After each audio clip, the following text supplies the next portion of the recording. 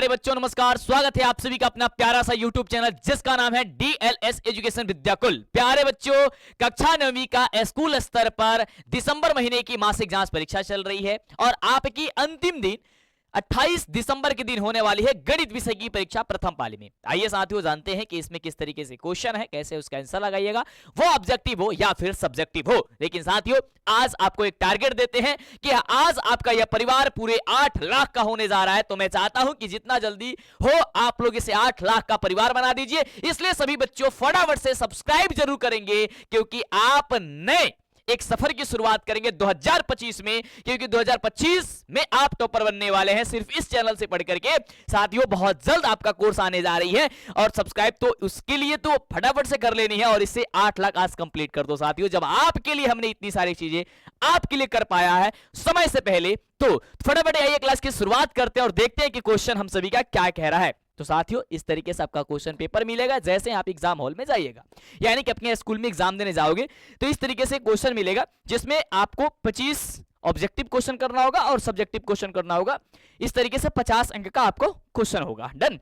आइए तो एक बार अपने दोस्तों साथियों को शेयर कर दीजिए। और मैंने आपको कल टारगेट दिया था कि 10,000 बच्चे लाइक कर देंगे, वो आपने टारगेट पूरा कर दिया। तो 8 लाख का यह परिवार होने जा रहा है डीएलएस एजुकेशन, यानी 8 लाख सब्सक्राइबर कंप्लीट होने जा रहा है। कुछ ही सब्सक्राइबर्स कम है तो जल्दी से कंप्लीट कर दो साथियों। सभी बच्चे सब्सक्राइब करेंगे, अपने दोस्त अपने भाई अपने साथी से शेयर करवाएंगे और उन्हें सब्सक्राइब करने के लिए बोलेंगे, जल्दी कंप्लीट करेंगे। साथियों सबसे पहला क्वेश्चन कह रहा है निम्नलिखित में से कौन सी संख्या जो है वह परिमेय संख्या नहीं है। बाबू जब परिमेय संख्या कह रहा है कि नईक है, यानी कि वो अपरिमेय होनी चाहिए और अपरिमेय संख्या वह होला जकरा के हमने के P बटा Q ग्रुप में नहीं से लिखल जा सकत, यानी कि वैसी संख्या जिसे P बटा Q ग्रुप में नहीं लिख सकते हैं वैसे संख्या को हम लोग कहते हैं अपरिमेय संख्या, यानी कि वो परिमेय नहीं है। तो देखोगे ऑप्शन नंबर जो डी दिया गया है √5/4, इसे आप परिमेय के रूप में नहीं लिख सकते हो, यानी कि P बटे Q ग्रुप में नहीं लिख सकते हो।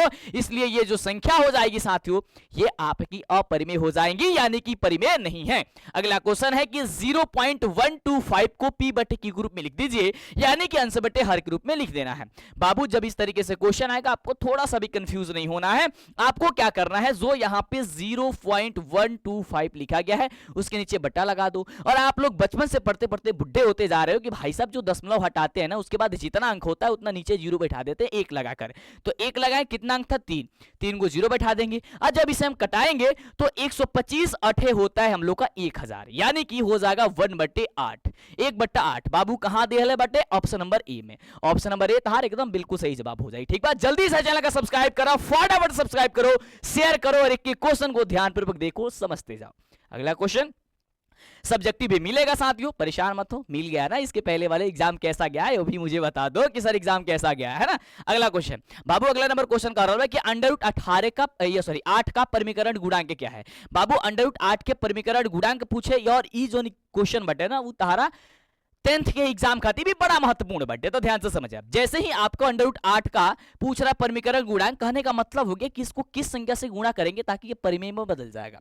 सबसे पहले तो इसको रूट से बाहर करने की कोशिश करेंगे, तो रूट से जैसे बाहर करेंगे ये हम लोग का हो जाएगा क्या चीज 2√2 लिख सकते हैं, 2√2 लिख सकते हैं, यानी कि 2 दूनी 4 दूनी 8 है ना। अब देखो कि अब इसमें इसको तो हमने इस रूप में लिख दिया लेकिन फिर भी ये अपरिमेय ही है। लेकिन इसके परिमेय किससे करेंगे, सबसे छोटी संख्या से। तो करेंगे सर √2 को। अगर √2 रहता तो 2 रूट में से को बाहर हो जाता है, यानी कि परिमेय हो जाता। कौन सा संख्या हो जाएगी सर √2। तो √2 जो हो जाएगा ऑप्शन नंबर बी होगा, बिल्कुल सही जवाब हो जाएगा। एकदम आसान भाषा में समझो मैथ, और जब हम मैथ पढ़ाते हैं आप लोग का दिल खुश हो जाता है ना। आगे बढ़ते हैं। अगला क्वेश्चन कह रहा है कि 4 का पावर 0 गुणे 9 का पावर 0 प्लस 13 का पावर 0 का होई। तो ध्यान से समझा, जब भी कोनो संख्या के ऊपर 0 लिखल गया यानी कि डिग्री लिखा गया होता है, वो 0 ना डिग्री या 0 कह सकते हो, जो भी कहना चाहते हो है ना। तो ये मान लो 0 है, इनटू कह रहा है 3 का पावर 0 और ये प्लस कह रहा है साथियों 13 का पावर 0 या फिर डिग्री कह सकते हो। डन। अब जिस भी संख्या के ऊपर ये रहता है वो उसका मान होता है 1। कितनी होती है भाई साहब, मान उसकी 1 होती है। तो 4 का ऊपर दिया है तो हो जाएगा 1, 3 का ऊपर दिया तो हो जाएगा 1, अब प्लस हो जाएगा यहाँ पे प्लस और हो जाएगा 13 का यहाँ पे हो जाएगा 1। तो 1 में 1 से मल्टीप्लाई करोगे 1 होगा और प्लस में 1 करोगे तो एक ये कितना होगा भाई साहब 2 होगा। 2 कहां पे ऑप्शन है, सी नंबर ऑप्शन, और सी नंबर जो ऑप्शन हो जाएगा वो सही जवाब हो जाएंगी। समझ में आ रहा है यार? लाइक करो 10,000 लाइक और 8 लाख का इस परिवार बना दो फटाफट से अपने डीएलएस एजुकेशन विद्याकुल परिवार को। मंटू सर को जल्दी से 8 लाख का परिवार बनाओ, ये आपका परिवार है, ये आप सभी सहयोग दोगे और बहुत जल्द 1 मिलियन होने जा रही है यह परिवार। तो जल्दी से करो, तो सोच क्या रहा है, जल्दी सब्सक्राइब करो, जितने बच्चे नहीं किया और खटाखट सब्सक्राइब होनी चाहिए अगर आपको लगता है कि सर ने बहुत चीज हमारे लिए किया है तो, है ना। चलो आगे बढ़ते हैं साथियों। अगला नंबर क्वेश्चन कह रहा है कि 17 का पावर 2 इंटू 17 का पावर -2 बराबर क्या होगा। अब ध्यान से समझिएगा, यहां पे क्वेश्चन में सॉल्व करता हूं। कह रहा है कि 17 का पावर 2 है इंटू 17 का पावर -2 है। तो साथियों एक फॉर्मूले हम लोग पढ़ते पढ़ते बुड्ढे होते जा रहे हैं। 7वीं क्लास में हम लोगों ने पढ़ा था, क्या पढ़ा था कि a के पावर m इंटू a के पावर अगर n दिया गया हो, यानी कि दोनों नीचे वाला मान अगर समान हो, एक समान हो, तो फॉर्मूला होता है a के पावर m प्लस n होता है, यानी कि घात जुड़ जाता है। तो यहां पे जब घात जोड़ेंगे यानी कि 17 का पावर यहां 2 और यहां पे -2 है, तो प्लस करेंगे, प्लस माइनस माइनस होता है, तो वैसे ही क्या करेंगे डायरेक्ट माइनस लिख देते हैं। ठीक है, प्लस माइनस तो माइनस ही होगा, तो माइनस लिख दिया, यानी हो जाएगा 17 का पावर यहां पे 0। और 17 का पावर 0 का मतलब क्या होता है भाई साहब, उसका वैल्यू 1 होगी। अगर डिग्री यानी कि 0 रहती है तो अभी मैंने आपको ऊपर समझाया था, इसलिए इसके आंसर क्या हो जाएगी 1 हो जाएंगी, जो कि ऑप्शन नंबर हम लोग को दिया गया है किधर, डी नंबर में सही जवाब। अगला देन उसी प्रकार से क्वेश्चन है कि 2 के पावर अगर m है, यानी 2 के पावर 2 है और इसका पावर -2 है, तो क्या होगा साथियों, ये भी हम लोग फॉर्मूला पढ़े हैं, a के पावर m और उसका पावर n बराबर होता है a के पावर m माइनस n होती है। यानी कि अगर इस तरीके से दिया है तो 2 का पावर क्या होगा, 2 गुणे -2, तो क्या हो जाएगा 2 का पावर -2 दूनी 4, यानी कि 2 का पावर -4, यानी ऑप्शन क्या है, तो सर बी नंबर दिया गया है। और इस तरीके से बी नंबर सही जवाब हो जाएगा। एक बार लाइक करके शेयर करना, दबा करके शेयर करो साथियों, और चैनल को सब्सक्राइब नहीं किया कर लो। अब कब करबा, जल्दी से कर लो फटाफट से चैनल के सब्सक्राइब और लाइक तक करिए दा, लाइक तक कर दो फटाफट से। अगला क्वेश्चन कहता है कि 13 के पावर -8 बटे कह रहा है 13 का पावर 3 बराबर क्या होगा। तो साथियों ध्यान देना, ये कह रहा है 13 का पावर -8 बट्टा कह रहा है 13 का पावर 3 बराबर हम लोग को क्या होगा आंसर। तो साथियों हम लोग ये पढ़ते पढ़ते बुड्ढे होते जा रहा है यार, कि हम लोग जानते हैं कि a के पावर m बटा a के पावर m बराबर होता है a के पावर n बराबर होता है a के पावर m माइनस, यानी कि इसका पावर जो होता है वो घट जाता है ऊपर में से नीचे वाला का, यानी कि हो जाएगा हम सभी का 13 का पावर -8 घट जाएगा -3, तो 13 का पर कितना होगा 8 और 3 कितना होते हैं सर 11, 8 3 कितना 11, यानी कि 13 का पावर हो जाएगा -11। 13 का पावर -11 किधर है, सी नंबर में, कहोगे सी नंबर सही जवाब। ओके, सब्जेक्टिव भी मिली, टेंशन मतलब, बस लाइक कर दो, चैनल के सब्सक्राइब कर दो जल्दी से और 8 लाख के परिवार बना दो फटाफट से।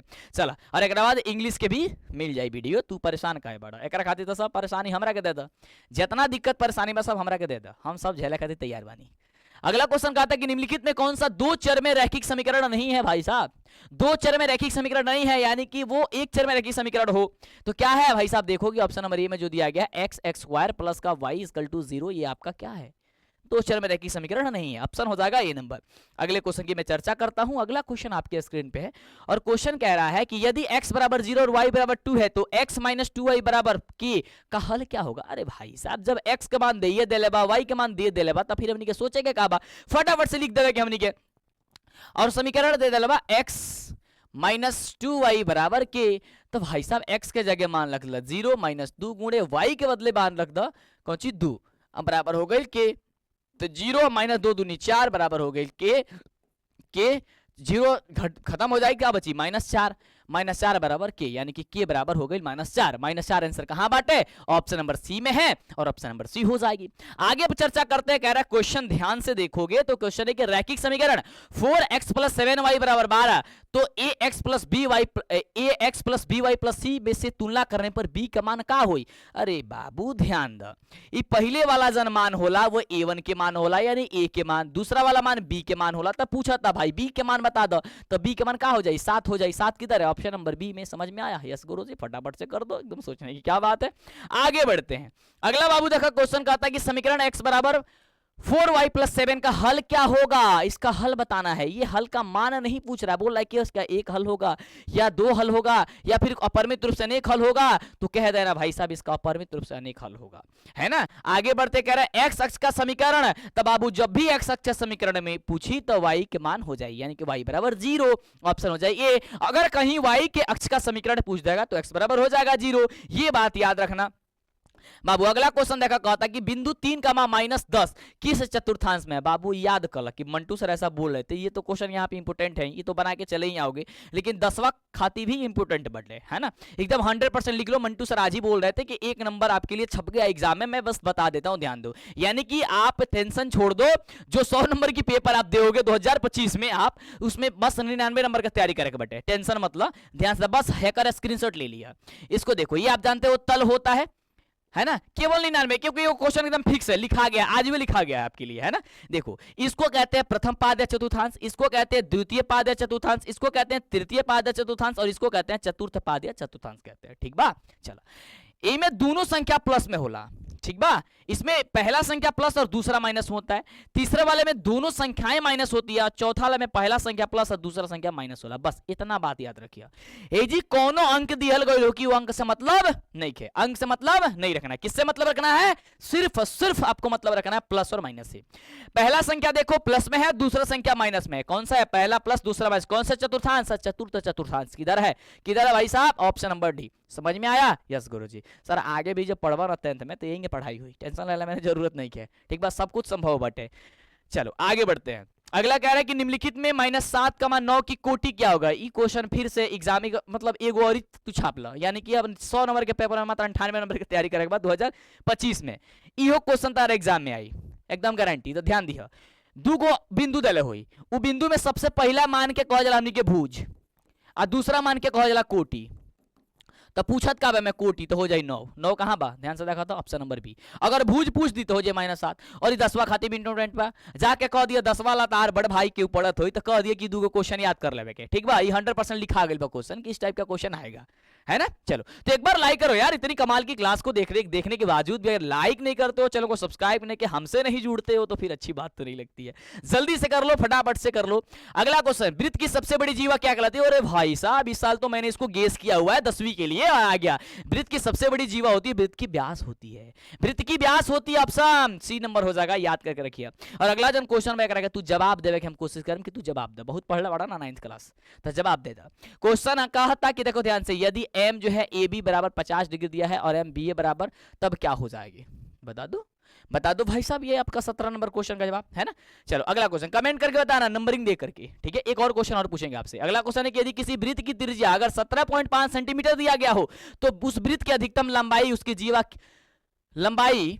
लंबाई वाली जीवा क्या होगी। अरे भाई साहब, जीवा कौन होला, व्यास होला, सबसे बड़ी व्यास वही होती है, जो सबसे बड़ी जो व्यास होती है वही जीवा होती है।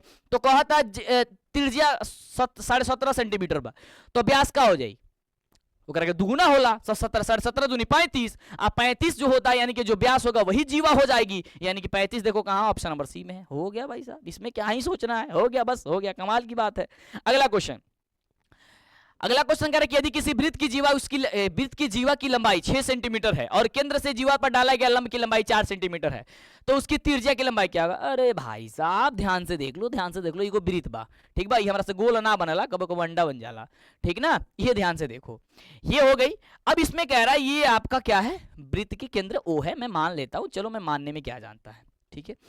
अब कह रहा है कि भाई साहब एगो जीवा है और इस पे केंद्र से डाला गया जो लंब है, मान लो कि इसको मैं जीवा मान लेता हूं, वो केंद्र पे डाला गया जो लंब है ना। तो ये कह रहा है कि जो जीवा की लंबाई है वो कह रहा है कि भाई साहब 6 सेंटीमीटर है, शायद 6 है, यानी कि पूरा लंबाई 6 सेंटीमीटर, पूरा लंबाई इसको 6 कर लो, ठीक है, इसमें मिटाने वाला नहीं देते यार वो, है ना। चलो 6 सेंटीमीटर कह लिया। तो कह रहा है कि और इसकी लंब जो है ना, वो लंब जो डाला है, लंब जो डल्ले बनी है वो 4 सेंटीमीटर के बाद, कहता है त्रिज्या यानी कि इस तरीके से मिला दो, है ना। जब केंद्र से मिलाएंगे वृत्त के परिधि पे तो क्या होगी, वो त्रिज्या होगी। जब त्रिज्या होगी तो ये हम लोग का पूछ रहा है, और टोटल लंबाई ये दिया, जब टोटल दिया तो इसको ये आधा पे है ना, तो इसको क्या हो जाएगा सर, 3 हो जाएगी, यानी कि 4 है बात 3 है बात, अगर कर्ण यानी कि आधार लंब आधार हो गई, तो कर्ण निकाल दो, कर्ण बड़ा फॉर्मूला क्या, लंब स्क्वायर प्लस आधार स्क्वायर, यानी कि √4 का स्क्वायर हो जाएगा 16 और 3 का स्क्वायर हो जाएगा 9, 16 9 हो जाएगा 25, 25 को बाहर कर दो, हो जाएगा 5, तो ये मतलब हो जाए 5, ठीक बा। 5 देखो ऑप्शन कहां दिले बटे, तो 5 ऑप्शन दिया गया भाई साहब, ऑप्शन नंबर डी, और ऑप्शन नंबर जो डी होगा वो सही जवाब हो जाएंगी। अगला क्वेश्चन 20 नंबर क्वेश्चन में, हाँ जैसे मैंने बोला ना कि 2 क्वेश्चन बताएंगे, पूछेंगे आपसे, 20 नंबर क्वेश्चन मैंने चुन करके रखा आपके लिए कि यदि पी क्यू और पी आर एस ओ केंद्र वाले एक वृत्त की 2 समान जीवाएं हैं, ध्यान समझना, इस प्रकार हैं वो कि कोण पी ओ क्यू बराबर 75 डिग्री दे दिया है, तो कोण आर OS की डिग्री जो होगी, वो वैल्यू जो होगी, वो क्या होगी, मैं देखता हूं कि कौन बच्चे सबसे पहले जवाब देते हैं, है ना। और चैनल को सब्सक्राइब जरूर करना साथियों, नहीं आएगा, अगर हम हैं बता दे रहा है कि सर नहीं आ रहा है, बता दीजिए, ठीक है। तो चैनल को सब्सक्राइब रखोगे तब ना कुछ भी लेके आएंगे तो आप देख पाओगे, तो कर लो, फटाफट से कर लो। और आपको पता है ना कि 1 करोड़ की स्कॉलरशिप आपके लिए मैंने लेकर के आ चुकी है ना। वो क्लास देख लिया, वो बताओ कौन कौन नहीं देखा है, जल्दी से देख लो फटाफट से, इसी चैनल पे अपलोड है ना, इसी चैनल पे अपलोड है, जाकर के देख लो, ठीक है। पहले पढ़ लेते हैं। अगला कि घनाभ का आयतन क्या होता है, अरे यार घनाभ क्या होता है ना, LBH होता है, लंबाई गुणे चौड़ाई गुणे ऊंचाई होता है, ऑप्शन हो जाएगा सर सी नंबर। अगला यदि किसी घन की एक भुजा की लंबाई 5 सेंटीमीटर है तो उसका आयतन क्या होगा, अरे एक क्यू होता है ना कि भुजा क्यू, भुजा के 3 में गुणा कर दो, भुजा का बा 5 सेंटीमीटर, 5 के 5 25 25 25 125। अब भुजा ही खाए वाला भुजा ना हा, ध्यान दो, ऑप्शन नंबर हो जाए ए नंबर, ठीक बा। आगे बढ़ी, अगला क्वेश्चन देखो ध्यान से बाबू। अगला नंबर क्वेश्चन कहता है 8 सेंटीमीटर व्यास वाले वृत्त का क्षेत्रफल क्या होगा। अरे यार वृत्त की क्षेत्रफल ध्यान से कहोगे सर पाई आर स्क्वायर होता है, आंसर किस में दिया, सब पाई में दिया है, एक मतलब पाई के मान तो रखेगा नहीं, पाई के पाई वैसे रहने दो। और आर स्क्वायर, आर का मतलब क्या है, देखो ध्यान से दो, व्यास है आपका 8 सेंटीमीटर, तो त्रिज्या आकर आधा हो जाएगी यानी कि 4 सेंटीमीटर, तो कर दो 4 के स्क्वायर, तो 4 चौक हो जाएगा 16, यानी हो जाएगा 16 पाई। 16 पाई किधर है, 16 पाई सेंटीमीटर स्क्वायर, ऑप्शन नंबर हो जाएगा सर ए नंबर। ओके यस गुरुजी, सब्जेक्टिव भी मिलेगा, परेशान क्यों हो जब हम है आपके साथ हैं। अगला क्वेश्चन बाबू कह रहा है कि किसी बेलन की त्रिज्या तथा ऊंचाई अगर दुगुना कर दिया जाता है तब वक्र पृष्ठीय क्षेत्रफल क्या होता है। अब देखो ध्यान से, बेलन के वक्र पृष्ठीय क्षेत्रफल जल्दी बताओ तो 2 पाई आर होला, है ना। अब दोनों के दुगुना कर दो एक बार, त्रिज्या और ऊंचाई के, तो 2 गुणे पाई गुणे 2 गुणे 2r गुणे 2h, ठीक है। तो 2 दूनी 4, 4 दूनी 8, यानी 8 पाई आर एच, और पाई आर एच जोन बटे वो पहला वाला वृत्त के पीछे क्षेत्रफल खत्म हो जाए, यानी कि 8 गुना हो जाए। कौन गुना हो जाए सर, 8 गुना। कहां ऑप्शन बा सर, सी नंबर ऑप्शन जन बाटे, वो बिल्कुल सही हो जाए। अगला नंबर क्वेश्चन का रहा ध्यान से देखिए, अगला क्वेश्चन कहता है कि ए भुजा वाले घन के विकर्ण की लंबाई क्या होगी। अरे यार ये क्या इतनी अच्छी क्वेश्चन है, √3 √3 गुणे भुजा होता है, √3 गुणे भुजा, भुजा के बदले ए है। चलो अगला क्वेश्चन है कि बेलन का आयतन क्या है। अरे यार बेलन का आयतन का फॉर्मूला बता दो, नीचे कमेंट करो, आप 10वीं के लिए भी इंपोर्टेंट है कि पाई आर स्क्वायर एच होती है, ऑप्शन नंबर बी हो जाएगी। अगले में क्वेश्चन की चर्चा करता हूं, वैसे तो 25 ही क्वेश्चन करके आना, लेकिन 30 जान लो, जब मजा आ रहा है तो फिर सब्जेक्टिव बता देते हैं। यदि एक शंकु की ऊंचाई 24 सेंटीमीटर दिया गया हो, आधार का व्यास 14 सेंटीमीटर है, तिर्यक लंबाई, अरे तिर्यक लंबाई एल बराबर फॉर्मूला बताओ, जल्दी से सॉल्व करके नीचे बता का आंसर हुआ, इसे हम बता देता नहीं, अगर आंसर निकल गया सर 25 सेंटीमीटर, ठीक बा। ओके आगे बढ़ते हैं। अगला क्वेश्चन कह रहा है कि वर्ग अंतराल 100 और 120 का वर्ग चिन्ह क्या होगा। बाबू ये 10वां खाती भी इंपोर्टेंट बटे, तारा एग्जाम में भी आइल बटे। तकर का देखो 100 आप प्लस जोड़ दो, यानी कि दोनों को जोड़ दो, कितना हो जाएगा सर 220, 220 को 2 से भाग दे दो, कितना हो जाएगा सर 110। कहां ऑप्शन है देखोगे गुरुजी, 110 110, option number C, option number C number बिल्कुल सही जवाब। आगे बढ़े, यस गुरुजी। अगला क्वेश्चन देखा, कहा था कि 56, 37, 96, 74, 61, 23 डॉट का परिसर क्या हो। बाबू ये 10वां खाती फिर इंपोर्टेंट भाई यार, यानी कि जितना क्वेश्चन है मैं आ रहल बटे उस अधिकतर तो क्वेश्चन 10वां खाती ही इंपोर्टेंट भाई, यानी कि आज ही जान लो। जब इस तरीके से क्वेश्चन आएगा क्या करोगे, अधिकतम मान माइनस न्यूनतम मान, यानी कि सबसे ज्यादा मान ध्यान से देखा का बा, तो सबसे ज्यादा मान कब कि सर सबसे ज्यादा मान जो है ना इसमें 96 है, कितनी है 96 है। सबसे छोट वाला मान का बा, सबसे छोट वाला मान कब सर जी 26 बा, है ना। 26 घटा दो तो 6 में से 6 गल 0, 9 में से 2 गल कितना 7 हो गल, 7 होगा ना। आपका ऑप्शन क्या 70, ऑप्शन हो जाएगा सर बी नंबर। आगे बढ़ी, ओके सर आगे बढ़िए सर, लास्ट क्वेश्चन है का, तो देख लो। कह रहे कि वर्ग अंतराल 15 से 20 और 20 से 25 में संख्या 20 सम्मिलित है, माने 20 केकरा में सम्मिलित हुई, 20 से 15 के बीच में हुई आकि 20 से 25 के बीच में। अरे यार तो 20 से 25 के बीच में ना होगा, ऑप्शन क्या हो जाएगी 20 से 25 के बीच में, ऑप्शन हो जाएगा बी नंबर। हो गया 30 क्वेश्चन, मजा आया आपको, समझ में भी कितनी अच्छे तरीके से आई होगी, और आपको ऐसा लगा ना होगा सर इतनी मैंने क्वेश्चन देख ली और मुझे तो इतनी अच्छी लगी कि क्लास छोड़ के जाने का मन नहीं किया। तो जल्दी से एक बार चैनल को सब्सक्राइब कर दो, और सब्जेक्टिव बता रहे हैं उसे देख लो, फिर इंग्लिश की वीडियोस देख लेना, है ना, और जा करके तब धक्का धक करके चले आना। ओके साथियों, तो ये आपका सब्जेक्टिव क्वेश्चन है, इसका मैंने आंसर आपको पीडीएफ ग्रुप में लिख दिया है ना, और आपको वेबसाइट पर अपलोड करवाते हैं। ध्यान से देखिए कहां पर मिलेगा, एक एक पॉइंट को नोट करते हैं। चैनल को सब्सक्राइब करो, लाइक करो, शेयर करो अपने दोस्तों और अपने साथियों में। बच्चों इसका सब्जेक्टिव का आंसर प्राप्त करने के लिए आपको गूगल क्रोम ब्राउजर में आना है। ध्यान से देख लीजिए ताकि दिक्कत ना हो, और आपको सर्च करना है DLS एजुकेशन, जो चैनल का नाम है। जैसे आप सर्च करिएगा आपके सामने आ जाएगा DLS एजुकेशन ऑफिशियल। आपको फटाफट से इस पर क्लिक कर देना है। जैसे ही क्लिक करेंगे ये इस तरीके से ओपन हो जाएगा। आपको थोड़ा सा नीचे जाना है। जैसे आप नीचे जाएंगे तो आपके सामने यहाँ पे देख सकते हैं लिखा हुआ मिलेगा मैथ दिसंबर मंथली एग्जाम आंसर की। यहाँ पे क्लिक किया, इस पर आपको क्लिक कर देना है। इसी तरीके से आप इंग्लिश वगैरह का डाउनलोड कर सकते हो। थोड़ा सा आपको नीचे जाना है। जैसे आप नीचे जाइएगा तो यहाँ पे जो है आपको सारी चीज लिखे हुए मिलेगा, और यहाँ पे देख सकते हैं यहाँ पे आंसर जो है ऑब्जेक्टिव अपडेट हो गई है। और यहाँ पे सब्जेक्टिव का नीचे आपको जो है PDF ग्रुप में, जैसा कि PDF आपको सोशल साइंस वगैरह का मिली हुई थी, उसी तरीके से यहाँ पे आपको PDF मिल जाएगी। और जो भी आपको चाहिए यहाँ पे ऑब्जेक्टिव सब्जेक्टिव सब कुछ यहाँ पे मिल जाएंगी। ओके साथियों, तो जल्दी से सर्च करिए, अपने दोस्तों साथियों को बताइए, और एक बार लाइक जरूर करिए, चैनल को पहली बार सब्सक्राइब जरूर करिए।